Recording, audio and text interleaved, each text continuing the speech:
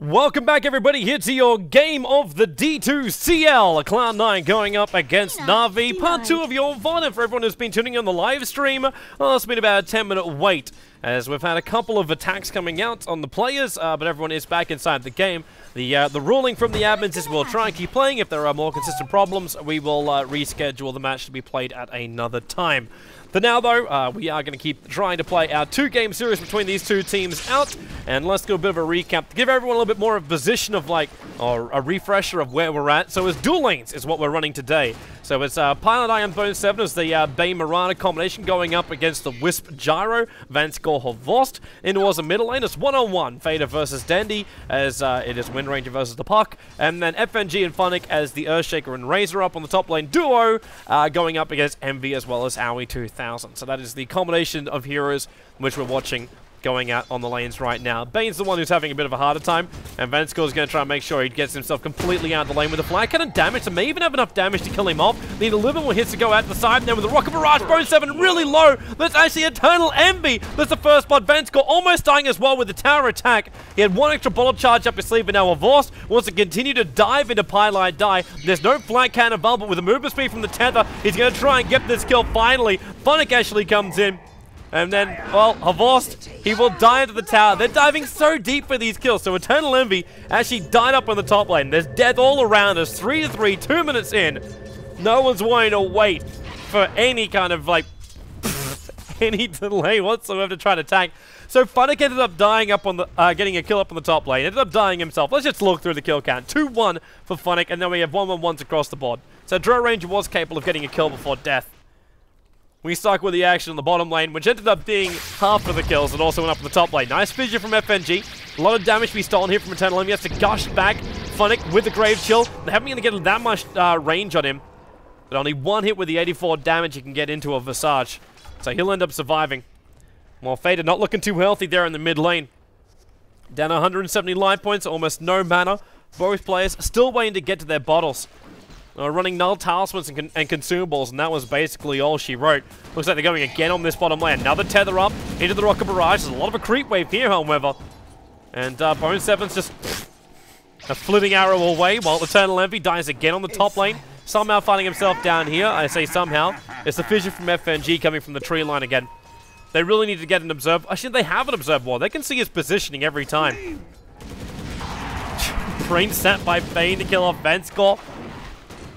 This is the caster's either greatest nightmare or worst nightmare. Horvost being forced back. He's got stick charges, a lot of them available. As Sal's being triggered by him, so he'll be regenerating up. Bone 7, he's got 6-1 charges up his sleeve if he wants to use these as well. It's a 4-4 now across the board. The only lane which hasn't been getting kills is this middle lane. Dandy versus Fader. The bolts have already been working. Dandy sending his back to base right now. Fader's keeping the courier in close so he can send his back if he doesn't pick up the 4-minute rune. But you've already got FNG coming down to try and secure that top rune for himself. And it's going to be up on top. Illusion rune straight away. Eternal Envy gets to be a sad man, and Fader's got to send that courier back down to himself to get the bottle out again. And because Fader waited for this, it means that he's now going to have a full bottle charge coming up the courier. He doesn't have a flying courier yet, though. Someone hasn't spent the money. The supports have it. The answer is no. Funnick will have to buy it himself. FNG is looking for another fissure target. He sends the illusions in, which doesn't really let them dive behind this tower. In fact, it does almost the exact opposite. Because the illusions won't survive long enough. Bone 7 again in trouble on the bottom lane. He's going to leap away. He waited for the Rocket Barrage before using it. And then the TP comes from Pilot Eye, returning to the bottom lane. Full mana, full life. Which is something he really needs. Oh, the arrow. It's going to connect on Vanskor. They need the full damage on this one. With the Starfall, they've got it too. The Wind Ranger finally actually gets himself a kill. So the Earthshaker lends a fissure here, but Dandy will go down the middle lane and Fader will survive it. That's a big win for him. That gives big advantage towards the Wind Ranger in the mid lane. Not to mention going to delay the next time coming up from the Puck, where for the Wind Ranger, well, these boots at least get to arrive for himself. Probably a couple more items as the Horse comes back the bottom lane to continue the fight. As up on top lane, Eternal Envy dies for the 3rd time in this game. Another fissure attack, and Eternal Envy, he just can't be protected by Owie. Not enough. They need to have that Bane up on the top lane, but if they do that, then the Marana is toast on this bottom lane. Or at least has to play very, very defensive to survive the engagement.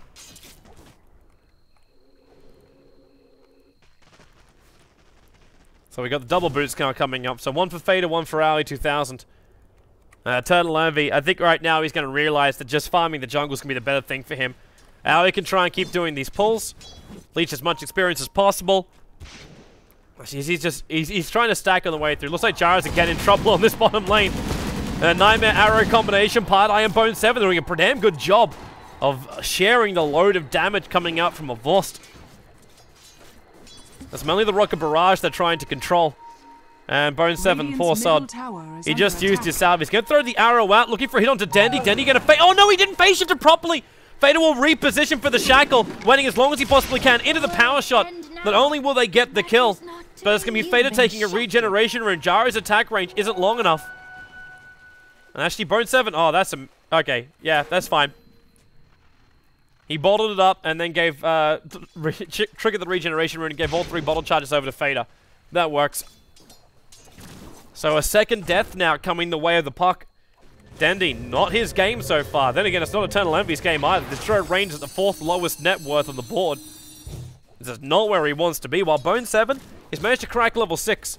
So the Moonlight Shadow is going to be there to protect Cloud9 in the future now. It won't be the best protection in the world because there's still a hell of a lot of AoE damage coming up from the Na'Vi lineup. But it gives them some extra advantage in coming into the fight if they want to initiate or... well, do anything they really want to. Or Vost. Just a quick flat cannon to a Rocket Barrage, another leap from Bone 7. He may consider putting an extra point into this as the Nightmare. Now into the arrow of Vost. The tether's going to be there from Vanskor, try and buy some space. There's a level 3 Brains up available for Pylite Die. He was waiting until he took the damage to then dish it out. There's Starfall at level 2 from Bone 7, but he cannot get himself in range of a Vost, who will now also salve himself up. So these lanes being very fiery. There's our TP support coming in. It's Envy and Fader. 2 lovely ladies with bows arriving in towards that mid lane. And Eternal Envy, well, he's here, but he's macking up into the jungle again. While Aoi 2000, who's hit level 6, he's got Familiars to help him out. He's going to do a lot more damage, and maybe he can. Funnick dropping low, and now he's just sending his Familiars back.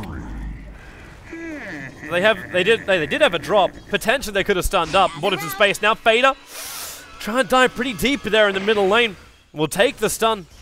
We'll just bottle up the 8-minute rune. He's going to check correctly. It's the invis up on the top. So more bottle charges come in the way of Fader. He's already completed up his phase boots. We've also got Bone 7 building the same kind of thing. Fiend's Grip, we already have a level 6 over on the Bane. Follow-up arrow, just making sure a Voss will say exactly where he is while Cloud9 drop him. So many deaths on the cause. It's a second death now for the Jari. He has managed to pick up 1 kill. It's nowhere near as bad as Eternal Envy. But once Envy hits level 6, he's kind of giving his team what they need anyway. Like, their bonus damage they're getting right now is 7. Like, it's piss poor coming up from the Drow Ranger. They need a lot more than this, but at the same time, the damage they managed to inflict to the tier 1 tower, I think they might be regretting the time. Oh, nice arrow into a Voss. Just holds him where he is. Nothing more than that. Vanskor will just tether up as well. There's no bottle out in him at the moment. Oh, there it is. It's the empty bottle. A Voss came in for it. He bring the bottle and then use all the charges already. Owie. Okay. Commitment's coming in on this bottom lane. Vanskor. Soul Assumption damage. Pilot Eye. He's going to actually Nightmare and give himself some space. The cooldown's going to use into the arrow with the familiar drop downs. More Soul Assumption damage and a Voss. Too low on life. The Fidget close to Bone 7. But not enough to get a kill. There's no way FNG can follow up on this. Not while this familiar's up and about. But a great rotation coming in there from Cloud9. Aoi 2000 being the man to do it. They get the kills, they get back, and there's not even a familiar casualty for that. And more importantly, they actually forced Funnick to come down this bottom lane. So what does that then mean? You want to put the Gyrocopter up onto the top lane? That's not going to last for long. Denny's searching for a hero. I think he's actually just searching for Eternal Envy, who's now gone to desperation mode to go for a double Wraithband build, but now is giving at least plus 15 damage to all of her heroes. And the mid tower is going to be forced out by Fader. So now dishing out 79 plus 42. That's the Precision Aura giving him the plus 15, but the Phase Brid's also doing a lot more of the work. Nice little rune to be taken by FNG. A haste rune. Take it, get yourself out. Dendy again looking for a kill up on this top lane, but no one's around it. They're going to use the Moonlight Shadow. Envy, no. That just no. He needs a lot more support than that. And now on bottom lane, Fiend's Grip again. With the Starfall damage, they have to use the arrow. Funnick is dead no matter what here. While in the middle lane, Fader uses to get in position up against Avorst. Avorst letting his rocket barrage already go. Looking for another opening. Problem also about having a Wisp and Gyro together. They relocate in very, very close once Vanscore hits his level 6. And that's the perfect timing for Fader to get himself a shackle shot. Dire's top tower is As heroes close like they are, that's, yep, just asking for it. He'll need to use some bottle charges in a moment if he wants to try and get a kill, but then again, Vanscore's just used his. So Avorst comes up. Miranda's managed to chip out that bottom tier 1 tower now. It's a scary combination for Na'Vi to move close in on, and they know they can't. The Earthshake doesn't harass them out, so they're going to try and force a team fight instead. A big group up. They've already got their observer ward looking over the river. And they want to try and get a pick off on this mid and take out the tier 1 tower. At the same time, you got Bone 7 as well as Pilot Eye. There's no observer warding around this bottom area. In fact, they've got their own one around, and now smoke up. They'll see FNG as well as Funnick. The arrow goes straight into FNG. Pilot Eye, he's going to have to commit the Brain Sap as well to ensure the kill with the Starfall. Leap away by Bone 7 and Fader sticking with him. So Funnick going to try and chase up, turns on the Eye of the Storm, but then a wind run away. Funnick going to blow his ultimate for no reward. And lost his teammate. Even with that mech charge around him. When they slightly separated, Pilot Eye getting that nuke damage in with the Starfall as well. He wasn't expecting that much damage to come the way of the Earthshaker. So they get a kill. Now Eternal Envy again getting picked off. Denny this time around getting himself his own solo kill. Unfortunately for him, I'd like to say, hey, he got himself a solo kill on one of the cores, so that's a lot of experience coming his way. But he's already a full 3.5 levels above that of Eternal Envy. He was playing a very Arteezy style Drow Ranger in this game. Radiant's middle tower AKA, dies a hell of a lot, but is still very useful to the rest of his team. So Puck will deny up a tower. That's still going to mean that Na'Vi have lost 2 tower positions. Overall, the advantage of gold is going to really start stretching up for Cloud9. Experience is also up. So while the Drow Ranger may seem to be a little bit, like, well, not having any real presence on this map. Are they going to come down for a Fiend Script? They got him. Avorst through the trees. Familiars will also attack pretty heavily here. And Eternal Envy finally going to be part of a kill, while Vanscore, well, he's in a lot of trouble. Tethers up. FNG coming close enough for that escape away. But also with Moonlight Shadow being used, going to be a little bit more cautious on the lanes, Na'Vi. Well, the Starfall from Bone 7 trying to keep this top lane pressured out. While the middle lane, Fader's in trouble. Denny's jumped in. There is that silence still on Fader. He's got the wind run. Bottle charges up and the one charge is available. Going to look for a shackle shot, probably over to Vanscore. Throws it but can't latch. A Pilot Eye with the brain tap and the power shot. There's that double nuke combo we talked about before. Because it also comes as a triple when you got the Starfall on top of it. But easy setup, nice follow up, the fissure into Fader with the orb attack. Now Denny gives some of his own menace, and the arrow, however, dodge, phase shift up. Now Dream Call over to 2 with the Brain Sap and the Familiar damage. The Echo Slam trying to buy some space, but Aui's Familiar is doing just too much lifting here. They still aren't even using the aura of the Drow Ranger, but it's already a double kill coming the way of Cloud9. But there's a lot of rebuttal coming in from Na'Vi. Finally just letting off that plasma field. Catching out the Visage on the way back as they try to retreat again. As now Brain Sap, flank cannon damage is just never-ending trade-offs. And we'll have ourselves a pause as the Earthshake has dropped himself out of the game. And I ask you, why would anyone want to attack this type of Dota? This Dota is wonderful, wonderful Dota. Gloves off Bloodbath. 26 kills in the space of 14 minutes. Might have started a little bit passive on the lanes, I say a little bit. They got a hell of a lot of kills in the first 3 minutes. It died down a little bit up at that point. And then diving behind towers. The great rotation from Aui is where it all really kicked off again. That bottom lane movement, I want to flag as like the critical moment for Cloud9 when they got themselves their advantage back again. The Drow Ranger was completely shut down. Eternal Envy had no fun whatsoever on that off lane. The Razor and the Earthshaker did some real good work up there. But the problem with Drow Ranger is still buy her a little bit of space and she's good to go. And with the double Wraith Band as well as Treads, more than likely we'll have to go into a Mask of Madness style build for Eternal Envy. It's risky, but it allows him to progress fast through the jungle, and it's a good catch-up mechanism.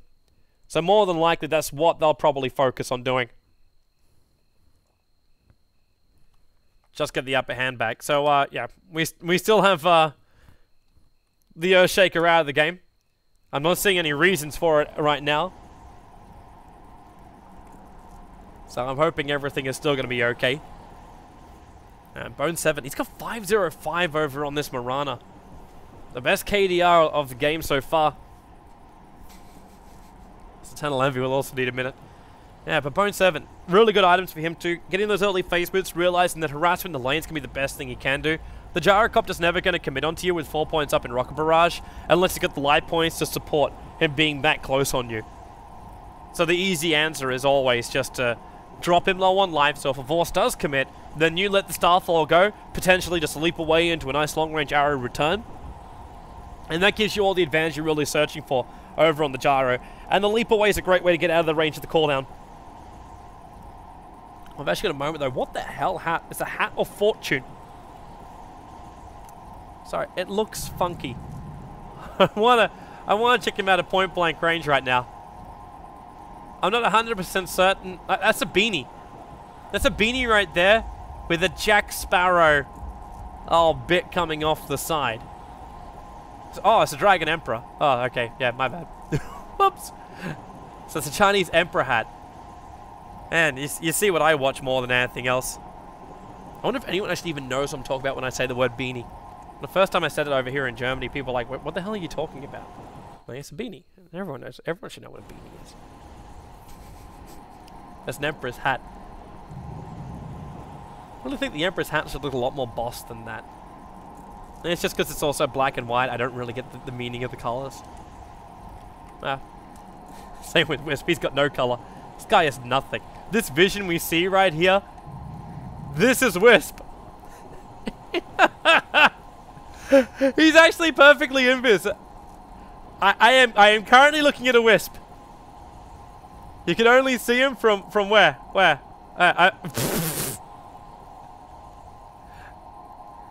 Volvo, please give this man some proportions. So I've actually got to hover over it like that, and when I click off it, then I lose control of it. So it's only when I highlight him.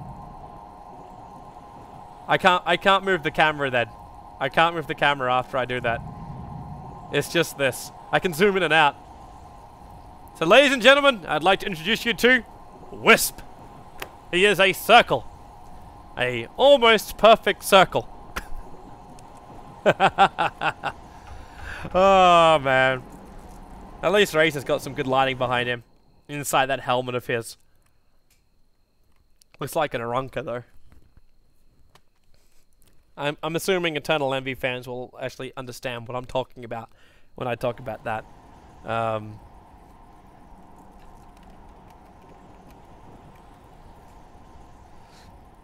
So I'm hoping we're not having more problems right now. In fact, I think we are for the moment. But the second I know I go to a short break, the Earthshaker will reconnect back into the matchup. But I think we're going to continue because Cloud9 needed the moment. How are we looking for other lanes? Let's actually just finish up our item rundown. Like, we're 15 minutes into the game, or sorry, 14 minutes into the game. The Earthshaker's kind of nowhere near his Blink Dagger. He's also not walking around with Arcane Boots either. So there's a lot missing from this Earthshaker as far as items go. Vorce, it's a Ring of Aquila and Phase Boots in for a 14-minute Gyrocopter. It's the 1 for 4 that's really hurting him. He just doesn't have the life points and farm to really sustain himself during these engagements. While Dendi treads Magic Wand as well as the Null Talisman, that's not too shabby. It's his extra gold we have to look at.